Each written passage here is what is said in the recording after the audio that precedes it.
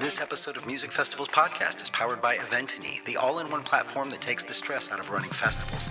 Their brand new program management tools let promoters keep every detail in one place. Schedules, stage assignments, artist travel, and even contracts and riders. No more spreadsheets or scattered emails, just one connected flow that saves you time and helps you focus on the big picture. Learn more and schedule a demo of their festival software today at bit.ly Eventeny-MFP. That's bit.ly Eventeny-MFP.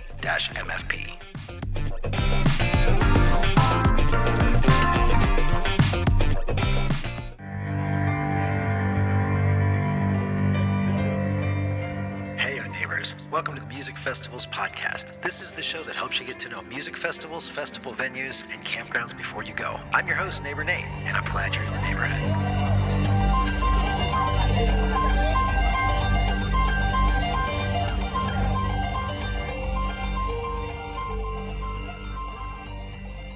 Welcome back, neighbors, to episode number 61 of the Music Festivals Podcast. This is the show that helps you get to know music festivals, festival venues, and campgrounds before you go. And as always, I am your host, Neighbor Nate. And today we are shifting back to an interview, and one that I think is very exciting because especially if you're a promoter or a festival organizer or a venue owner who watches this show, this is actually for you. You guys have busy jobs, and I think our guest today is going to show you how to make that easier. As you know, Eventeny is a brand partner of Music Festivals Podcast, and this episode is made possible through their support. And they're really an all-in-one software platform that is not only built for managing events, but they have a new program management tool that is specifically designed for music festivals, both city-based music festivals and camping music festivals. And I think it's really interesting coming out of many years working in the software industry. I think these guys are doing it right. So my guest today is Nausheen Punjani, who is the COO and co-founder of Eventeny. Welcome, Nausheen. It's really good to have you on the show today. Thank you so much for having me. It's really nice to be here. Yeah, so we were talking a little bit before this, and I'm a big fan because I come out of the software industry. And so what you guys are doing is really interesting. But I'd like to know, did you start in the software industry? Tell me a little bit about your career up to the point of Eventeny.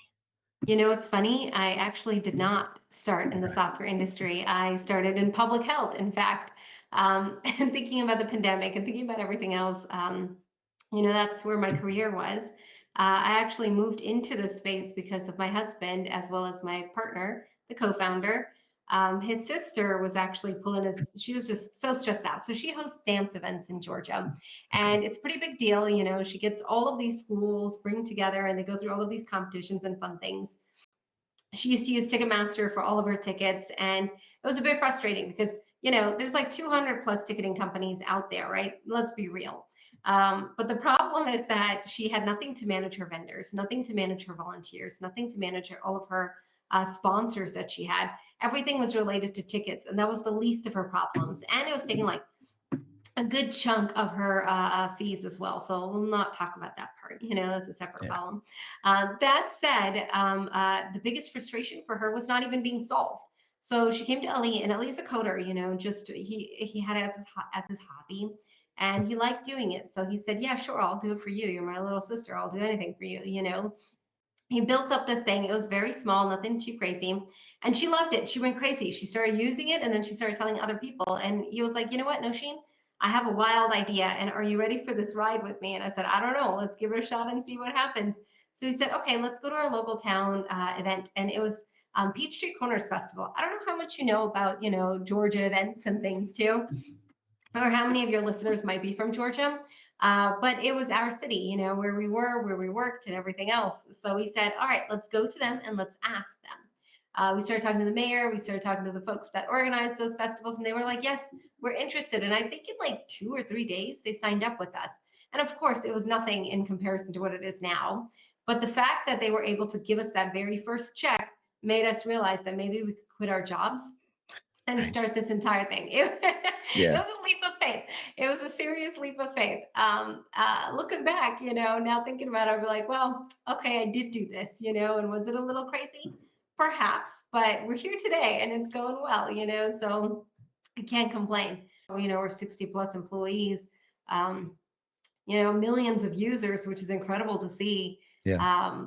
And it's only been 8 years, so seeing that work in progress has just been mind blowing to me. I mean, that pace of growth is very exciting, but it's also a little bit more steady too. Like it's not like this is Yeah, just, out of nowhere. Like you guys have been working at this for a while. So yeah. in your own words, like you talk about digitizing it, what really are the challenges that you're trying to solve? Like, yeah, it's one thing to take it and put it in the cloud and software, but by doing that, what are you trying to solve? So even think about basic security, right? You're dealing with a lot of checks and checks that come from vendors, checks that come from sponsors, your big name sponsors and stuff. And putting those in binders become a major risk. And sometimes it's a lot of personal information that's in these application forms. It's like addresses, names, legal names, um, uh, credit card information, bank information. All of those things become a security risk as well. So bringing in this all online just gives you that extra sense of like security. You know that you don't have to deal with all of these things that are just paper-based solutions out there, or even spreadsheets. Excel spreadsheets get hacked all the time. There's so many times, you could do things like that. But having a secure platform gives you that sense of assurance that everything will be okay. That there's a network, there are logins, there are security protocols, there are payment processes that are behind the scenes that go through tokenization process, which I don't need to get into. It's a lengthier process. That said, it makes you feel safe, and that's the most important part. Keep moving that aside too. Countless hours. Can you imagine? I remember this was like 8 years ago.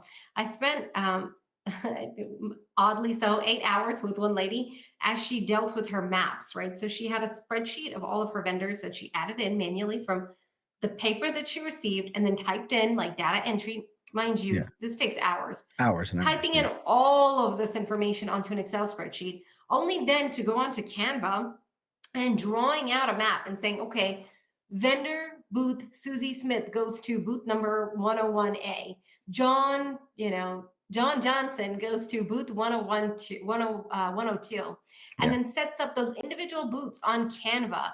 That's so overwhelming and exhausting and tiresome that you're taking it from one thing to a different solution and having these like fragmented options out there that's just overwhelming and inconsistent. And then now, let's say Susie and Tom are not best friends, they're competitors, and you just put them next to each other.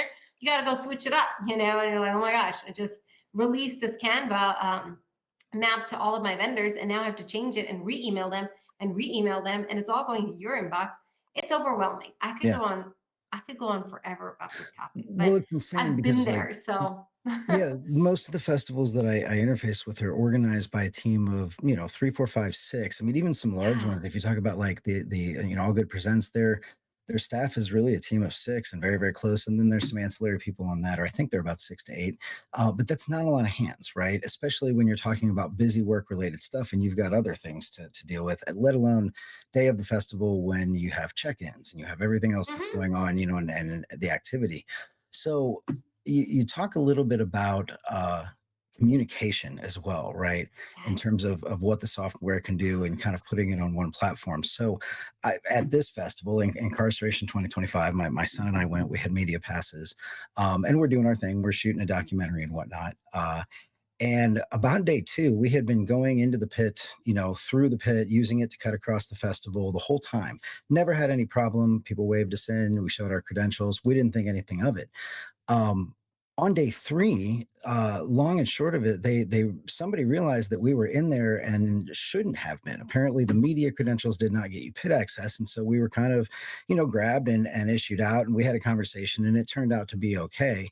But it made me think, like, is that a preventable problem, right? Like how, like, Yeah. so there was clearly a miscommunication between the venue staff, the security, and the festival organizers and the media team, right? Something didn't go the right way. How does something like Eventeny prevent that? That's such a great question. And I'm so sorry you had to go through that. But, I know miscommunication happens. I'm glad it was resolved. Yeah, And of course, there are preventable solutions around that, right? That's what we're here for. And many other, I'm sure many other event organizers have had to deal with very similar situations as well. But I'm going to, take out my little handy dandy badge over here. I always have this at my desk. And big shout out to Momokan, one of our event organizers, not music related event, although they do have components of it. That said, there's a double badge system as well. So, like, let's say you purchased a badge, or even if you have a media badge that is tied to your name, you can section them by zone. So, like, let's say you have zone A and then zone B, and you know you've already received your badge. This is carrying around as a lanyard around your neck either way. Now, you go to zone A and you're not supposed to go to zone A, but you do have access to zone B. You can scan this and just say, all right, nope, no, not an entry for this section right here. But in zone B, you can enter with that badge. So restrict them by specific zones, right? So that you know this area you're allowed entry into, but this area you might not be allowed entry into. A lot of our event organizers also use this to separate their sections by, like, let's say photo op booths, right? They have a lot of A-list celebrities, and they might say, well, you have a photo op booth, this gives you access to that. Or VIP sections. Certain people shouldn't be going to VIP sections, even though there's a mix of crowd in the outside open area, right? But once you start to pass that section, you need to have a separate, not even a separate badge, just a separate entry type.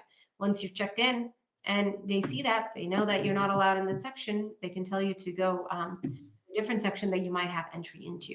And that's unlimited levels that you can like customize and whatnot.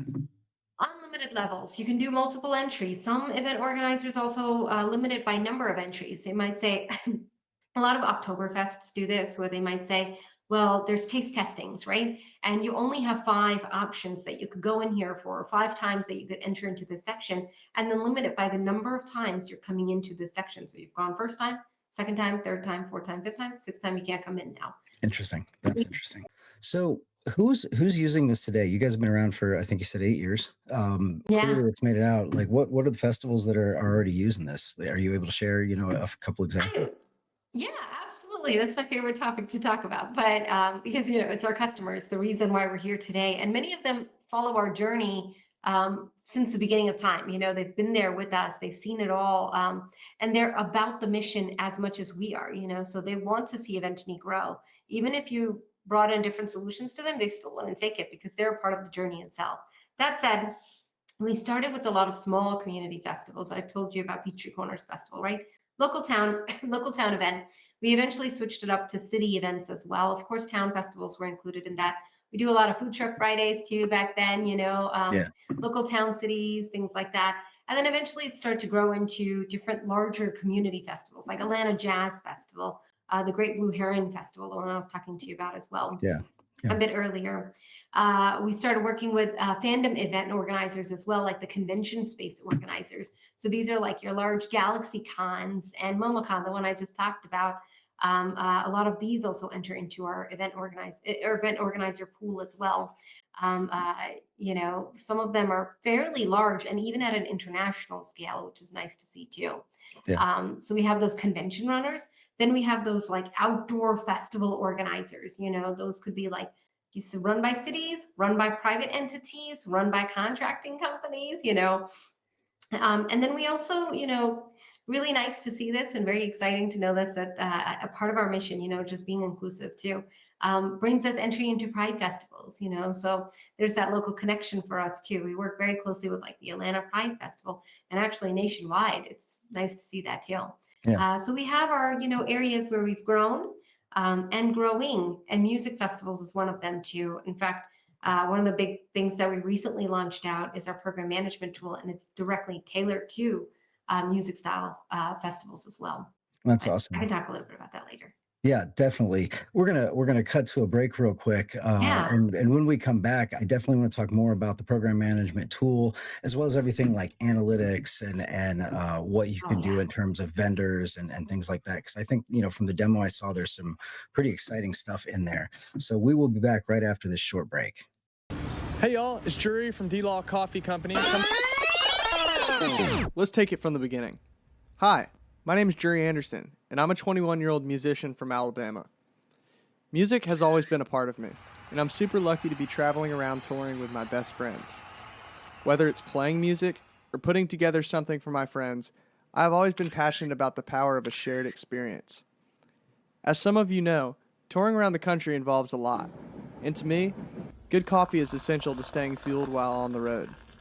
After consulting with friends in the business, I decided to give it a go. My goal is simple: get coffee to people all over who need it the most. So whether you play music, love music, or your passion lies somewhere else, D-Law Coffee is here for you. Fuel the music.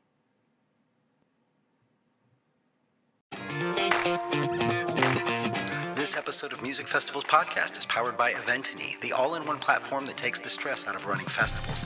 Their brand new program management tools let promoters keep every detail in one place. Schedules, stage assignments, artist travel, and even contracts and riders. No more spreadsheets or scattered emails, just one connected flow that saves you time and helps you focus on the big picture. Learn more and schedule a demo of their festival software today at bit.ly Eventeny-MFP. That's bit.ly Eventeny-MFP.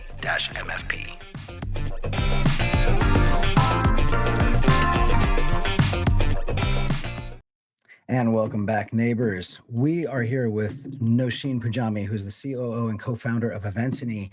And we've been talking about this unified software and how that can make a difference in music festival operations and a lot of the ways that people are doing it now and kind of what this problems or what problems this solves.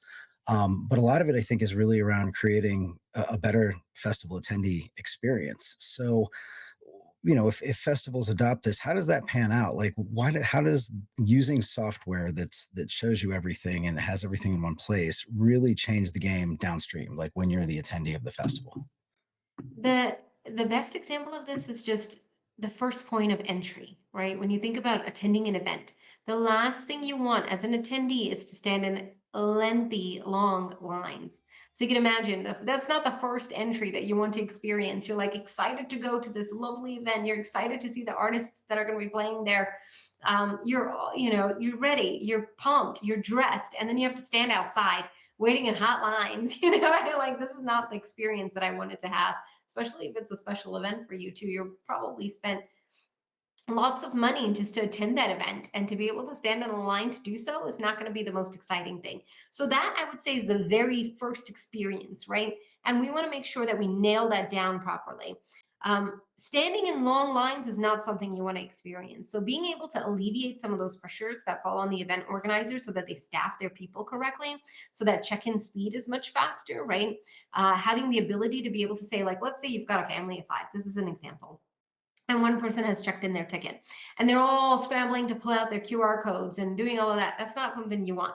So being able to check in one person and then seeing their entire purchase order history, to be able to say, all right, I don't need to see everybody's QR code. Is everybody here? Boom, check in whole family, and just like that, you just knocked out 5 or 6 people that Yeah. easy, being able to swap or upgrade people's tickets, right? So having the functionality to be like, say someone's asking and saying, I know I purchased this ticket, but I want to be upgraded to VIP. You don't want to be jumping on your laptop figuring something out. You want to be able to be like, all right, let me go ahead and swap your ticket, upgrade you. You've already been charged. It's a card on file. Awesome. You can go, and they get their ticket. You move on your merry way. You don't have to go through going through all of these hoops and trying to figure out all these things that delay the line. That is the very first experience. So making sure that that is properly done is very important. We also have proper analytics. So like, let's say event organizers are seeing how much real-time analytics too, right? So you're seeing how many folks are being checked in. So if you know about 70% of your folks have already been checked in, and you still have about 5 or 6 hours left for those folks that are at registration, you could probably cut that number down, and move some of the folks, volunteers, over to a separate section, knowing that majority of folks have already been checked in. You don't need to staff more people at the front desk. You could rearrange, or let's say it's the reverse, right? You're seeing your analytics and you see that it's only like 20% and you still have a lot more left to go. You might want to start staffing more people at front desk so that you can actually help kind of pull that pressure down, right? So you're not dealing with those long lines.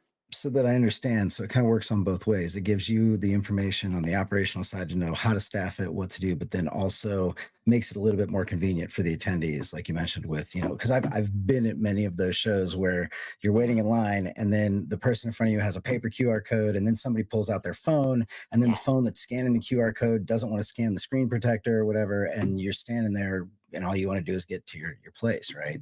So it handles both. Oh, man. Yeah. Yes, and I have personally scanned tickets because I just like volunteering at events. I've done it all, juried shows. I've been there, volunteered at so many different things, ticket scanning, just for fun, outside of the Eventeny hat. I just want to do it, to experience it for myself.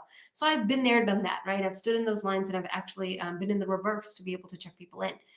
I have checked in, and our engineers, they're some of the most brilliant people out there, to see that. And mind you, we have a whole host of engineers on our team. We don't outsource any of our engineers, they're all in-house. So we really truly listen to what your feedback is. If you say, hey, Nausheen, we're struggling with the following things, we'll add it to our roadmap. We build accordingly based off of your needs as well. We listen, we're there.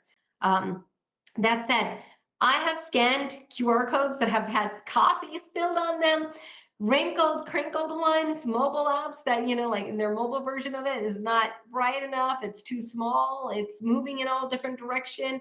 I have scanned it all, and it scans fast. So it's unbelievable how fast you could move in those lines. Yeah. So what about, a big part of the festivals outside of the attendees, you kind of look at the ecosystem and you have merchants and vendors and food Oh, vendors, yeah. and volunteers are a huge part of every festival, right? And volunteers are typically, people like to volunteer at festivals, but they're usually also getting a pass to the festival that way. It's a way to do it Yes. on a friendly budget. What is the software like? How do you guys approach that? How do you manage the chaos between all those other, parties at the festival? Attendees also have the option to download mobile app to see like the live schedule, all of the vendors that are listed. So you don't actually have to go running around to see if you like your local artists and local vendors that are there. You can actually just search it up and say, I want jewelry. All the jewelry vendors pop up. So you know exactly what booth they're at and be able to target them. That directly benefits the vendors because that way they know if yours is in some corner of the area, and no one's going to be able to find you, well, they can, they're able to see the laundry list of vendors that are going to be on site as well. Yeah. But considering that how vendors work, how their process works, they complete their applications online. Everything's done online. They pay online. Their booths are set up. They have maybe tables, chairs, whatever else they might want to have, on site. And then what they do is they have the functionality as the volunteers might be behind the scenes checking them in. Now, let's say a vendor comes in and it's like, well, I forgot I needed this electricity that I really needed to have. And I'm sorry, now I don't know what to do. Well, you could just boom, add it on, and say, all right, let me add in electricity for you. You've been charged. You're good to go. Here's your thing. Your booth is over there. And all of that information pops up on their mobile app. So as volunteers checking vendors in, and we're like, all right, you have your confirmation code or QR code. I've scanned you in. You belong over here. You have been checked in. All of your items have been received to you, and having all of that ready for you. So it's not that like shuffling through stuff or trying to see if this person is actually here or not here, or who's behind and who's left behind. It's all available to you. Volunteers, we have a system of hierarchy, right? Because a lot of larger scale events do have thousands of volunteers even, right?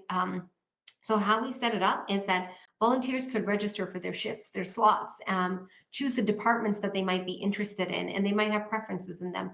Let's say, you have someone that's fairly tech savvy and wants to be able to do all of the recording and everything else. So you can go into those specialized areas of preferences that you have those skill sets for. There are department leaders that you could tie them into. So there's a hierarchy of volunteers. So you can actually say, well, instead of the one event organizer that's managing it, because how overwhelming is it to also communicate with all of the volunteers that are reaching out to you for every itty bitty little thing? You have a hierarchy, you have you have team directors as well, or team department heads and things. They manage their subset of volunteers. They communicate with their subset of volunteers. So you could say, all right, this person's managing all of my floaters. This person is managing the registration. This person is managing all of the photo ops that are happening. This person's managing all of the autographs that are happening, Yeah.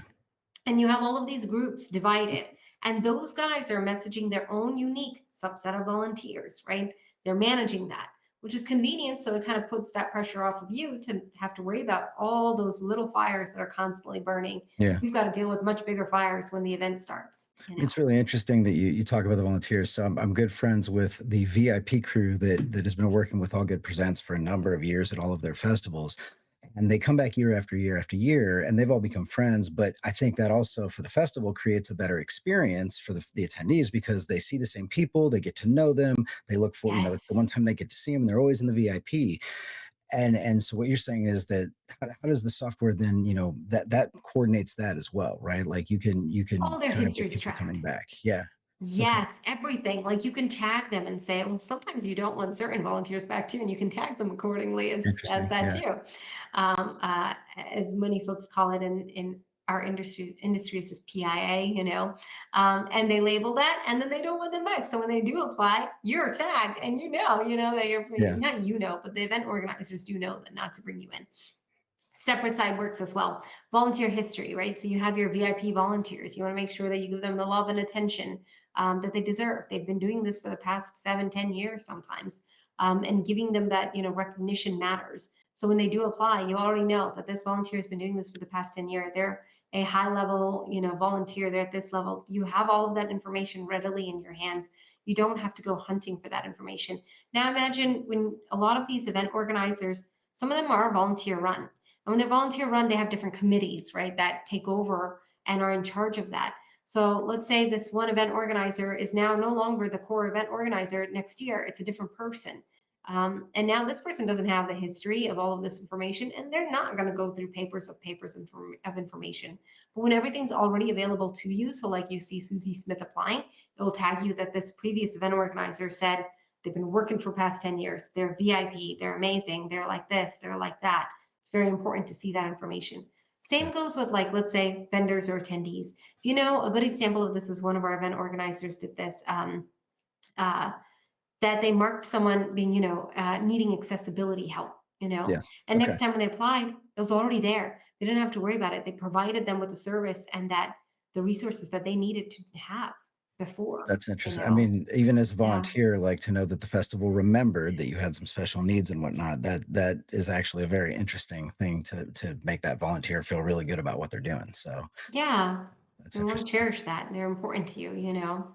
So if, again, we talked a lot about, festival organizers are at best using all kinds of disparate software from Canva to, other ticketing systems to you name it. And then there's legal pads and spreadsheets and everything else, Word documents and whatnot. um, that's a lot of stuff, right?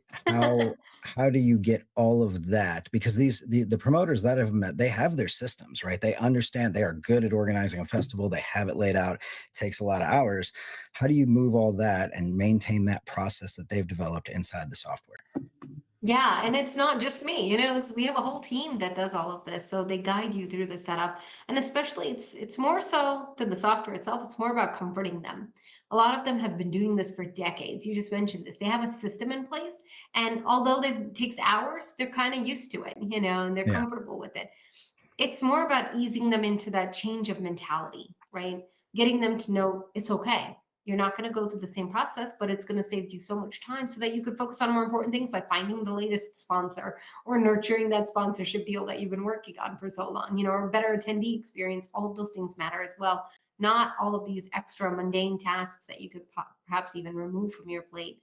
So that's what we're here for. We have a team. We have onboarding specialists that come in and tell you, all right, you have all of these different things that you need to bring in. Let's merge all of them. You've got Excel spreadsheets. So let's transfer that data into the system so you don't have to worry about all of the little details. You don't have to go in and say, all right, let me manually enter it myself. I'm coming in midway. How am I going to handle all of these things? Yeah. We're bringing half your data. You can start something different here.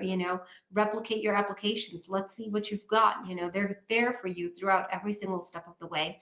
And most event organizers, I've seen some event organizers launching their events. Great Blue Heron Music Festival, I know, is a good example of this. They launched their event in a matter of minutes when they joined, and their tickets Wow. were already live. I think it's within 24 hours from my knowledge. Okay. But a lot of EOs, event organizers, I use acronyms, but event organizers have this within 24 hours, they're able to launch it. Some event organizers, it takes a few steps to just kind of get them comfortable, Yeah. especially when they have larger teams. But ultimately, end of day, it's a process. It's the same process that most SaaS companies have. Bring in your data. Let's merge it all in. Let's start communicating with your folks. Let's reach out to them, and it's all within the system. So Yeah. you're not having to do a lot of manual work to do so. So another issue that event promoters and organizers face is that the budget is always tight. This is a very back end, after the festival is done, then the money goes down the line and you see what's left, right? It sounds like Eventeny does a lot, and I've seen it do a lot, from the demos I've watched and whatnot. Does it break the bank? Like, is this only for big festivals, or is this for everybody from locals to regionals and up? And that's so I mentioned this earlier, right? We work with food truck events too. Now, they're probably not going to have your best of the best, South by Southwest budgets out there, right? I'm using them as an example. I don't Yeah. even know what their I mean, budget they're is. huge. That said, they're huge. You're like San Diego Comic Con. But even like your local town festivals can use our system. And of course, they don't have the best of the best budgets, right? There's a free plan available on our platform as well. They could use it. They could see what if they like it, if they want to upgrade, if they want to utilize other tools. Of course, the larger event organizers tend to kind of use the full suite of things. But smaller event organizers might say, all right, this is as much as I can do. I'm actually a new event organizer. We have also seen vendors turned into event organizers in the process of using our platform because they themselves have said, hey, this is easy. I could do it myself and I don't even have to pay that much. It's really nice to see that. The others is that, many event organizers pass the fees off. They're like, all right, I can just give it to my attendees and rope it up with whatever charges that they've got going, or the vendors that are applying as well. So it kind of helps kind of alleviate some of those financial pressures. There's software is always developing. There's always a roadmap. And one of the things on that roadmap for you guys has been this program management feature, which really caters to the music industry and festivals. Talk a little bit about that. Where are you guys going with program management, and how is that different from what you have in place today? I appreciate you so much for that question too, because it has so much to do with music festivals and the industry that we're in now. Program management is a lot to do with your guests, so your artists, your performers, even convention runners and other types of event organizers with panelists. It all goes hand in hand. If you look at, like, let's say a performer, especially top performer, any performer, they'll have agents, they'll have Yeah. handlers. You got to manage all of that. You got to manage all of that in one place. You want to make sure that your guests that you do have coming in, like let's say your top performers, their dietary restrictions are taken into consideration. The last thing you want to do is bring in a top performer and be like, whoops, now they have a major allergic reaction to something and you didn't keep that in mind and you're going to have them to your next event. They're likely not going to come. So having all of that in one place just makes it that much easier to not have to worry about those little nuances when it comes to managing your events. So, like, let's say their dietary restrictions, their travel itinerary information, their ground transportation, their agents, their handlers, all their contact information, what their stage name might be, what their legal name might be, their IMDb links, Yeah. their profiles, where they fall into the schedule session. You can even manage it to a point where you say their private schedule. So what do they do before the show and after the show, where they're coming in, how they're moving. All of that schedule is laid out not only to you, to their agents, to their handlers, to anyone that you want to give access to, has that private information. And then a public schedule that might be more of what shows they're going to be performing at, what times they're performing at, when are they going to do autographs, all of those, like, things that attendees will want to see. So Yeah. what's behind the scenes versus what's front and center, and a combined view of both. Just makes it that much easier to have to not to worry about that. And then that repository over time. So which guests are coming back, how they did last year. Overall, was it a success? Where did they fall within the schedule? Just by one click of a button to say, take this guest information and boom, transfer it into this schedule session that you're working on. Okay. And having that direct tie-ins. You're not dealing with fragmented solutions again. But the big thing that we're working on that you mentioned, just highlighting on that program management piece of it, is just considering the flight itinerary. So let's say you have about 50 artists that are coming to your event. The last thing you want is at 2 a.m. to find out that someone's event or someone's flight is canceled, or that they just had a flat tire and now they're going to run late. And you're planning show A. The last thing you're going to do is like try to figure out what's going on with this artist that's supposed to be on stage, and they're not on stage now. So for you, having that information front and center just makes it that much easier. So one of the things that we're working on is even a Google API flight tracker, right? That connection that brings it all in one place dashboard that you could see, all right, these guests are running late. I need to shuffle around my schedule. I need to move things around and readjust accordingly as well. So it just makes it, you don't want to deal with all of those Yeah. craziness, all the fires. Let us help you alleviate some of those smaller fires, right? Where Yeah. we can help you out, we can. I mean, we might not be able to handle someone getting upset at the event for whatever reason, but we can do all of your background tasks, Yeah. making sure that keeping things a little bit simple for you. Yeah, it's interesting because Yeah. the amount of times I've heard, the artists who are coming to the festivals, something happens, the van breaks down, flight gets delayed, things like that.